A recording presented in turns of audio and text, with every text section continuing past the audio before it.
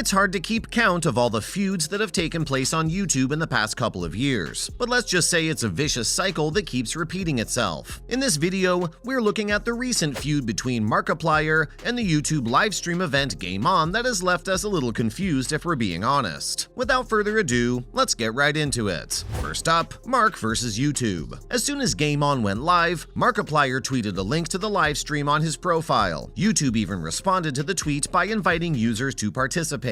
Unfortunately, his portion was cut from the live feed. A little section of Mark's video was utilized as an intermission rather than all the interactive content he'd been working on for the event. The community quickly noticed this. As a result, Markiplier vented his displeasure on Twitter since he and a bunch of other developers put a lot of effort into the interactive videos. The interactive portion of the live broadcast was posted in its entirety to Markiplier's YouTube after the event. With the first video labeled, YouTube cut this content. The set of videos served like a pick-your-own-adventure game, allowing viewers to select from a list of options using the video suggestions on the end screen. The objective was to make the right decisions and reach a happy ending. The new interactive video series was well received by Markiplier's followers. Still, several people criticized YouTube for the decision not to stream it, especially because Markiplier wasn't even told that his portion would be omitted from the live stream. That's not even the worst part. YouTube used Mark's face everywhere while promoting the event, so it's safe to say that none of this will play out right for the company. Moving on, what is Game On all about? Game On was launched in August this year as a live interactive event on YouTube. Even the promotional campaign promised viewers that they would get to interact with some of the top creators on YouTube to learn all the tricks that they had up their sleeves. The most well-known personalities to be in attendance were, of course, Markiplier, MatPat, and Jacksepticeye. The main event would also have interactive Fortnite, Among Us, and Minecraft portions. And let's just say that with a rollout like this, everyone was excited to see what would happen when the event went live on August 27th. And the fact that so many well-known YouTubers were part of the whole thing made it all the more special. However, fans anticipating Markiplier's section were deeply let down. Next up, the fans have their theories. According to some users, the Try Not to Get Age-Restricted challenge video by Markiplier may have impacted YouTube's decision to not let him stream his interactive content on the day of the event. Markiplier not so quietly criticized the platform's erratic decisions about their age restriction policies. The video came out in light of issues with playthroughs of the Mortuary Assistant, notably the ones by Corey X Kenshin. And surprise, surprise, the criticism came right before Game On was scheduled to happen. So fans have all the right reason to believe that this was why YouTube cut Markiplier's piece short, because it simply serves to further damage the reputation of the company. This might be interpreted as YouTube penalizing the participating producers for legitimately objecting to unjust judgments, rather than conversing with them about how the platform could be improved. However, this is only guesswork. It's tricky to trace a link between the Game On event and Markiplier's video criticizing the platform's age restrictions. The participatory event Game On was recently live-streamed on YouTube. However, there has been consistent tension between the organization and one of YouTube's most famous content creators, Markiplier. And well, with so many controversies already following the social media personality, how do we not see this coming? After the event was streamed, it led to issues between the YouTuber and the platform itself, because of all the technical glitches that arose at the last minute. Why? Some say it's just YouTube being YouTube, and some say Mark is the one in the wrong. Lastly, at least something went right. After all of this, we did get some good news. Markiplier gave the fans an update on his illness, which has been ongoing since the creator returned from his trip to Korea. After falling seriously sick while flying overseas to shoot a new project, YouTube sensation Markiplier is back online, and with a bang, might we say. One of the most well-known content producers on YouTube is Markiplier Fishbach. In the 10 years since he launched his channel in 2012, with over 33 million members and a consistent spot at the top of the platform's trending section, he has established himself as a family brand. Even though Mark often uploads videos many times per week, this past week saw him release less content than normal, raising worries among followers. But he recently made his regular return to YouTube to tell the fans that he was okay and not going anywhere. In other news, first up, Chica experiences a heat stroke. Mark stated that his beloved dog Chica experienced a heat stroke due to a small infection she had also acquired, all when the LA heatwave occurred and while he was abroad. We know that sounds terrifying, and it must have been, but you can only imagine how terrified they were to get such news when they were in a foreign nation. He and Chica are now happy and healthy, and the YouTuber even brought his affectionate golden retriever for viewers to witness. She's cute. Well, this isn't even the first time Mark has been sidelined due to health problems. In April, the YouTuber shared a series of amusing tweets about his hospitalization, one of which stated that his doctors were waiting with bated breath for me to fart so he could be discharged. Next up, is boxing next for Mark? Yeah, we wish he boxes YouTube, but sadly, Mark has said that he would be keen on any project, but boxing is not his thing. Today, anybody can become an influencer by utilizing a variety of major websites as a launching pad for their artistic or business ambitions. With a devoted fan base of millions to back them up, platforms like Twitch have transformed gamers into streaming megastars who have built successful professions out of being in front of a camera online. The YouTube celebrity was asked whether he would pursue boxing in an edition of the podcast Impulsive, which Logan Paul hosts. Mark chuckled in response and said he didn't fancy getting punched in the face. Aw, come on, Mark, you don't know what it's like. The YouTuber stated that he had great respect for boxing in general, that he watched it and thought it was a beautiful sport, but he reaffirmed that he had no desire to box himself. Regardless of the context of the question, it's probable that Paul raised the question in response to the current pattern of content creators rushing into the fray. Last summer, Logan Paul fought Floyd Mayweather in a fight where no winner was declared. But a while back, Paul indicated that he was suing Mayweather for the millions he claimed were still unpaid for the fight. There don't seem to have been any new developments in this tale yet. Finally, speaking of YouTubers and boxing, our boy Deji is leveling up like he's using cheat codes in real life. If he defeats Floyd Mayweather, Logan Paul is prepared to stir up the YouTube boxing scene again by fighting Deji in 2023 on the KSI vs Jake Paul event. Another YouTuber is ready to take on the challenge after Logan's historic fight with Mayweather. This unique occasion saw the social media sensation go the distance with boxing's greatest. Deji, the younger brother of KSI, will face the legendary boxer on November 13th in an exhibition fight, after picking up his first ever victory. Who knows how we got here, but if Deji does well in Dubai later this year, there could be another enormous chance awaiting him. Logan is on board to face Deji in the next KSI vs Jake Paul event next year, should Deji do well in the upcoming bout, possibly even assuming he defeats an elderly Mayweather in the conventional sense. Logan said absolutely without hesitation during the Impulsive podcast episode 345. Logan's manager Jeff asked him if he would fight Deji on the Jake and KSI undercard if Deji was to win against Floyd Mayweather. We're not there yet. Logan may very well be Deji's next opponent though, if Deji stuns the world and performs well against Mayweather. Although the KSI vs Jake Paul match is far from being decided, everyone thinks the bout will take place in 2023. Anyways, that's a wrap for today's video. What do you think Mark should do? Let us know in the comments below. Don't forget to like this video and ensure you're subscribed to our channel. See you in the next one. Peace.